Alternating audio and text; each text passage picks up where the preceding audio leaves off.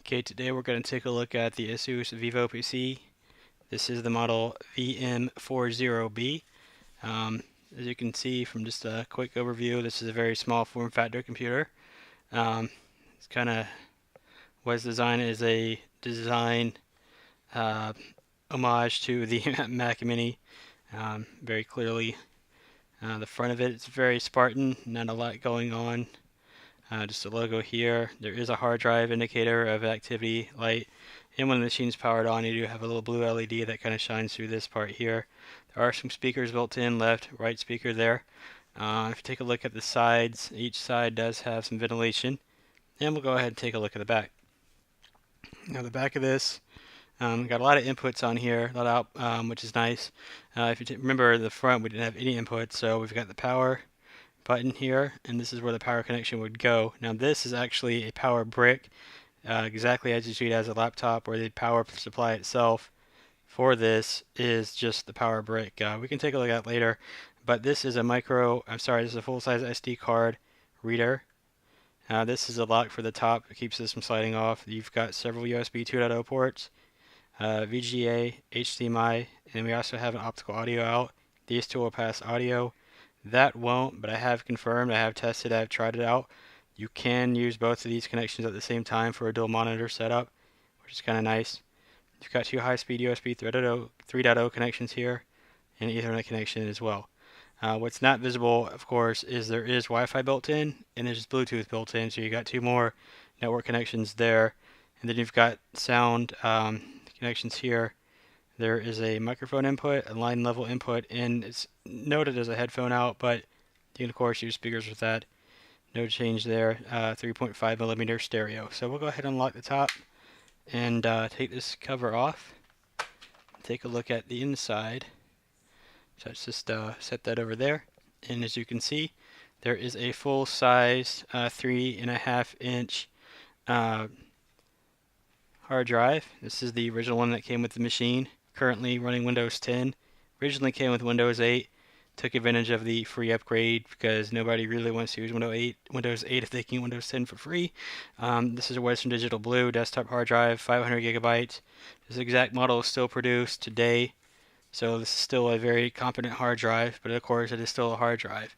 If you really wanted to grab one of these machines for pretty much as your only computer for office work, you could do that. Not really for any gaming with Intel HD video capabilities built in, but you could definitely change this machine's hard drive out pretty easily. Just slide this, and you'll have access to. Take a look first. You'll see these four grommets that you can have to put on whatever drive you slide in there. Now, for comparison, this is still a mechanical hard drive. I stole out of a laptop, but it's a 2.5 inch size. This is the same size that a SSD would be. So for comparison of size, you can see this is significantly smaller than that drive, and you slide it in so it's connected. So right now this drive is connected, and I have used this machine with this drive. I just put Linux on it just for playing around.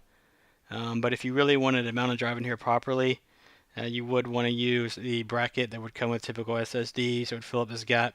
And then with that, you'd want to move these off of here and use these to go in to the machine. So we'll slide this out for now. And what's nice about this, think of this more as a laptop without a screen, without a keyboard built in. Now this machine did originally come with a keyboard and mouse. Very basic USB, nothing special, nothing fancy. And we were using this computer as our little home theater computer for a little bit. Didn't really want to keep doing that. We got a Roku Ultra interface, and it's much better. This is kind of overkill for that functionality anyway. So what we're looking at now, we're going to take this off and take a look in here, and as you can see, this is where the memory lives. Now this machine is capable of using up to 16 gigabytes of RAM. I think that's overkill. Installed right now is a single 4 gigabyte SO-DIMM right there. There's space for two SO-DIMMs, as you can see. Basically the exact same layout as a motherboard on a laptop would give you. Really, this is the same kind of RAM as a laptop, just to save space. Typically, if you look at a DIMM on a standard issue desktop computer, they're going to install vertically like this, or this lays flat, so it's going to save some space as well. Really 4 gigabytes of RAM with this guy running Windows 10 I think is enough, and maybe running 8 gigabytes would make more sense. But if I was going to look for a big speed increase on this, I would say it may make more sense to maybe look at, oh, where did that screw go? Well, I dropped it on the floor. We'll have to find that later. So anyway, maybe look at sense to replace this with an SSD. Keep in mind it's going to be this size, and this is not an SSD, but it's the same physical dimensions as one. And I think that would be a better upgrade. So we're going to go find that screw that's on the floor, but I just wanted to give you guys a quick overview of the machine itself and give you an idea of the size, capabilities, features, and some thoughts. I did buy this new several years ago from Best Buy. I'm the original owner. I haven't really upgraded anything on it other than the operating system, and I have played around with Linux on this guy. And this is a fairly, it's not the fastest hard drive ever by any means. I mean, this hard drive was made in 1999, that'd be crazy, 2009. So it's fairly, it's competent. But of course, Linux is a much lighter weight operating system. If I try to run Windows 10 on this, I think I would not be happy with that. But this is a lot of storage, and of course, to get an SSD for 500 gigabytes, I think you're going to spend ballpark, if I had to guess, 120-ish for that. So it's kind of a trade-off there. But I think what I'm going to do with this mechanical drive is steal this from here, maybe put an enclosure on that, or put it on my desktop as another way to just store some more files, such as video, like this. So maybe we'll go get an SSD for this, not this drive, and put Windows on, load it in there, and take a look at that later. So I hope you guys enjoy my video.